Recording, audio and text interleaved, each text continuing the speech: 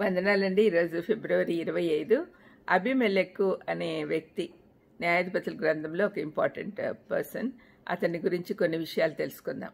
న్యాయాధిపతులు 8:31లో షెకెంలో ఉన్న గిద్యోను ఉపపత్నియు అతనికి ఒక కుమారుని కనగా గిద్యోను వానికి అబీమెలెకు అని పేరు పెట్టెను. గిద్యోను అతని ఉపపత్నికి ఒక కుమారుడు పుట్టారు. ఇతని ద్వారా కుటుంబము చింపివేయబడుటే కాకుండా దేశానికి మొత్తం దుఃఖ కారణమయ్యాడు. గిద్యోను తన దేశాన్ని సరిగ్గా నడిపించాడు గాని తన కుటుంబాన్ని సరైన విధంగా నడిపించలేకపోయాడు. నువ్వు ఎవరివైనా సరే నైతికంగా బలంగా లేకపోతే సమస్యలు వస్తాయి. అబీమెలెకు తనకు తానుగా రాజుగా ప్రకటించుకున్నాడు. తన 70 మంది సవతి సహోదరులలో 69 మందిని క్రూరంగా చంపించి తన తల్లి పుట్టిన స్థలమైన షెకెముకు రాజయ్యాడు. న్యాయాధిపతులు 9వ అధ్యాయం అంతా చదవండి, మీకు చాలా విషయాలు బోధపడతాయి. పదవి కొరకు ఆకలిగొన్నవారు తీర్పు తీర్చడంలో తప్పిపోతారు అని అబీమెలెకు జీవితం తెలుపుతుంది. గిద్యోను కుటుంబంలో ఉపపత్ని కుమారునిగా అబీమెలెకు స్థానము అతనికి సవతి సోదరులకు నడుమ క్లిష్ట పరిస్థితులను ఏర్పాటు చేసి ఉంటుంది. 70 మంది ఒకవైపు, తానొక్కడే ఒకవైపు. ఇటువంటి పరిస్థితులు ఎవరినైనా పూర్తిగా అణిచివేస్తాయి, లేకుంటే క్రూరంగా తయారు చేస్తాయి. అబీమెలెకు బాగా క్రూరంగా తయారయ్యాడు. గిద్యోను మరణము అబీమెలెకు అధికారం బలవంతంగా లాక్కున్నట్టుకు అవకాశం కల్పించింది. పదవిపై ఉన్న ఆకాంక్ష అది పొందుటతో సంతృప్తి చెందదు కానీ ఇంకా ఎక్కువ అవుతుంది.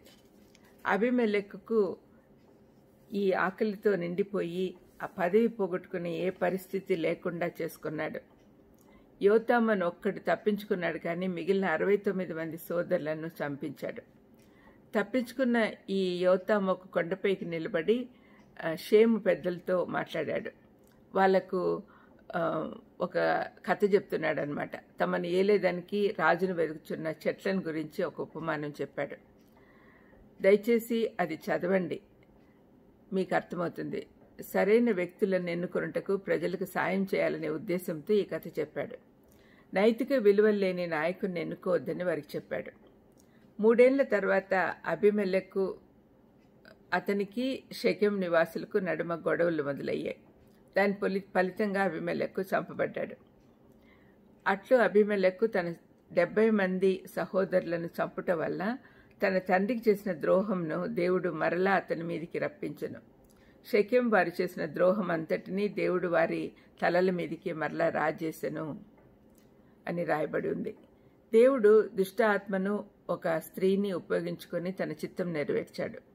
ఒక స్త్రీ అబీమెలెకు తల మీద తిరుగటి మీది రాతిని పడేసినందున అతని కపాలం పగిలిపోయింది. తన ఆయుధాలు మోసేవారితో చంపించుకున్నాడు. ఎందుకంటే ఒక స్త్రీ చేతిలో చంపబడ్డాడు అనే అపవాది రాకుండా. యోతాము తన కథలో చెప్పినట్లు ముండ్ల పొద రాజుగా ఉన్న అబీమెలెకు ప్రజలకు ఏ విధమైన భద్రత ఇవ్వలేదు. పైపెచ్చు షెకెం పట్టణాన్ని నాశనం చేసి గోపురాన్ని కూల్చేశాడు. చివరికి చంపబడ్డాడు. అబీమెలెకుకు మిగిలిన బైబిల్ నాయకులకు చాలా తేడాలున్నాయి. అతడు తన సైన్యాన్ని, తన దేశాన్ని ఆధీనంలో ఉంచుకోవాలనుకున్నాడు కానీ మిగిలిన వారు దేవుని ఆధీనంలో ఉండాలి అని అనుకున్నారు.